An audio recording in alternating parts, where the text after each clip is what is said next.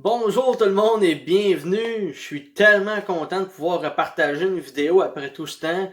Et bon, ça fait du bien de retourner aux études, mais ça fait encore plus du bien de pouvoir partager sur la parole de Dieu. Et en réécoutant mes vidéos, j'ai eu comme un déclic.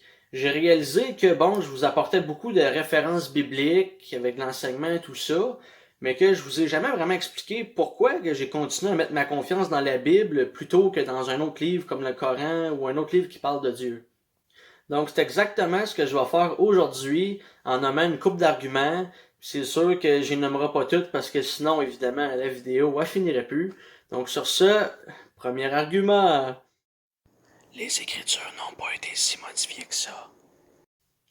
Pour ceux qui disent que la Bible a été mal retranscrite ou qu'on ne peut pas faire confiance à des vieils écrits, détrompez-vous.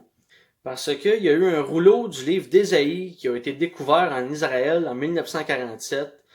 Et alors que les experts ont étudié grandement ce rouleau, ils ont découvert que les écrits dataient d'au moins 2 siècles avant Jésus-Christ. Et que, en plus de ça, les écrits étaient conformes à des versions du livre d'Ésaïe qu'on retrouve dans certaines Bibles d'aujourd'hui. C'est pas rien, ça, là. En plus, dans le livre d'Ésaïe, on lit la façon dont Jésus a été traité la journée qu'il a été crucifié. Puis une couple de temps après, ça s'est passé exactement comme c'était prédit. Les 4 évangiles en rendent témoignage. Et les preuves aussi de la mise au tombeau de Jésus sont parfaitement vérifiables. Donc de là, ça vient aussi dire que Jésus, en plus, a vraiment existé sur la terre, hors de tout doute. Et de là, je vois bien que Dieu est assez puissant pour veiller à la préservation de sa parole. Et je vous encourage vraiment à faire vos recherches sur le rouleau d'Ésaïe. Et en passant, le rouleau il est encore présent dans le temple en Israël. D'autres sortes de Bibles, quelle est la bonne? Il y a effectivement beaucoup de Bibles corrompues, il faut le dire, ne le nions pas, hein. Mais j'ai un bon petit truc pour vous autres pour que vous puissiez flusher la plupart des Bibles qui sont pas conformes. Une bonne Bible contient jamais plus que 66 livres. Ça, c'est une base absolue. Ou dans le fond, si vous trouvez une Bible que dans le fond c'est juste le Nouveau Testament avec psaumes et proverbes, ça aussi c'est bon parce que ça c'est comme, si je pourrais dire, juste l'essentiel du message qu'on a vraiment besoin de savoir. Mais pour ce qui est l'affaire des 66 livres, je m'explique. Lorsqu'on lit la Bible, on a toujours des références qui nous amènent à au moins un des 66 livres de la Bible. Et ça, même dans les livres corrompus. Et ces références-là, bon, évidemment, ça sert à ce qu'on approfondisse nos études de la Bible et tout ça. Et puis je me suis dit que bon, vu que c'est seulement ces 66 livres-là qui sont référés dans le fond, je me disais dans ma tête, c'est un peu comme si Dieu nous dirait comme hey, c'est dans ces 66-là qu'il faut que tu ailles voir. C'est là-dedans vraiment les réponses utiles que j'ai pour toi. Les autres livres, là, dans le fond, là, qu'est-ce qu'ils font là? Tu sais, c'est. Non.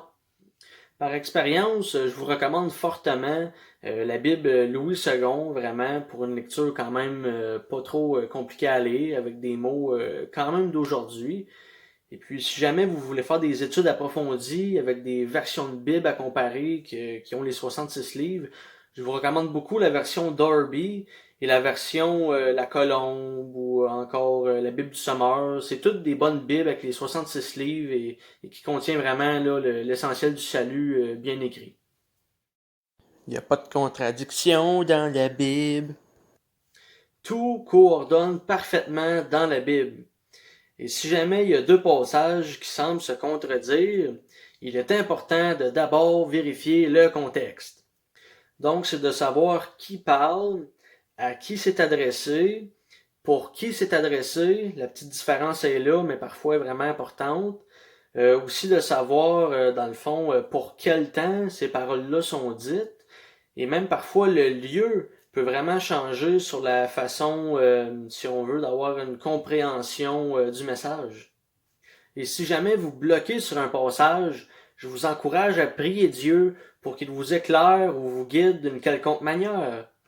Vous pouvez voir si le passage a des références. Vous pouvez demander des questions à des gens qui s'y connaissent.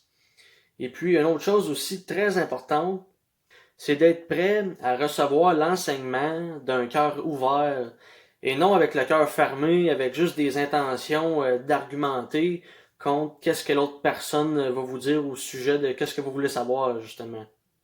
Et en passant comme ça fait plusieurs années que je lis la Bible et j'ai remarqué qu'à chaque fois que deux passages semblaient se contredire, j'ai tout le temps eu l'état d'esprit de chercher à coordonner ces deux passages. Et à chaque fois que j'ai cherché, eh bien, j'ai toujours trouvé. Et je dois ajouter que si on compare les lois de l'Ancien Testament avec celles du Nouveau, c'est normal qu'on voit quand même beaucoup de différences, puisque Jésus n'était pas encore passé à la croix. Donc le chemin du salut, de la vie éternelle, était différent. Je constate les vérités écrites dans ma vie. La Bible contient beaucoup d'écrits à propos du comportement qu'on devrait adopter face à telle ou telle situation. Et j'ai tout simplement constaté que plus on y obéit, plus on a une vie bénie, et que moins on y obéit, moins on a une vie bénie. C'est tout aussi simple que ça. Et c'est exactement ce que la Bible nous enseigne, au fond. Personne ne peut prouver que la Bible est fausse. Personne, en effet, parce que il y en a qui ont déjà essayé, puis que dans cette gang de personnes-là qui ont déjà essayé, ben il y en a que, au lieu de réussir, ben ils ont juste fini par y croire à la place. Mais aussi parce que ces arguments que ces personnes-là apporteraient, comme quoi que la Bible est fausse, hors de tout doute, nanana, c'est sûr que ce serait des arguments imparfaits, basés sur des mensonges, parce que Dieu est totalement parfait et rempli de vérité. Et j'ajoute ceci, c'est que depuis des milliers d'années, la parole de Dieu est accessible, et puis depuis que c'est accessible, ben le nombre de ceux qui y croient ne fait qu'augmenter. Puis, c'est extrêmement rare qu'on va entendre dire qu'un chrétien aurait abandonné sa foi pour aller vers une autre croyance. C'est plutôt des gens d'autres croyances qui vont devenir chrétiens. Livre religieux après la Bible, non valide. Ensuite, pourquoi je mets pas ma confiance dans un autre livre que la Bible qui parle de Dieu? C'est à cause d'un verset qu'on retrouve dans Galates au chapitre 1, le verset 8, qui enseigne en gros que les ouvrages spirituels ou religieuses qui sont pas pour la bonne nouvelle en Jésus-Christ doivent être détruites. J'aimerais vous parler de d'autres choses aussi. Depuis que l'homme a commencé à donner des permissions aux gens qui sont en contradiction avec la Bible, il y a tout le temps eu des nouveaux problèmes qui sont apparus. Et plusieurs d'entre eux ne sont pas encore réglés parce que les solutions apportées ne viennent pas de la parole de Dieu. Et parce que l'homme veut faire à sa tête et rester dans ses péchés. C'est bien beau, mais à un moment donné, il faut arrêter de se penser smart, puis de reconnaître que c'est lui le smart. Il faut le reconnaître, se repentir et se ressaisir. Et finalement, j'aimerais vous faire réfléchir sur quelque chose. La Bible, qui est le livre avec le plus d'arguments concernant le fait que c'est un livre véridique, eh bien, si ce livre-là ne serait pas fiable, imaginez-vous à quel point tous les autres ouvrages seraient tellement moins fiables. Ça se pourrait juste pas, comme on vivrait dans un chaos total, puis comme il y aurait juste pas de bonne réponse nulle part, ça n'aurait pas de bon sens. Dans la vie, il faut qu'on ait une source fiable, puis la Bible, ben, c'est la meilleure source qu'il y a pas dans tout le monde entier. C'est tout pour aujourd'hui. J'ai fait une vidéo assez longue parce que je sais que dans les 3 prochains mois, je vais en rusher un bon coup à l'école.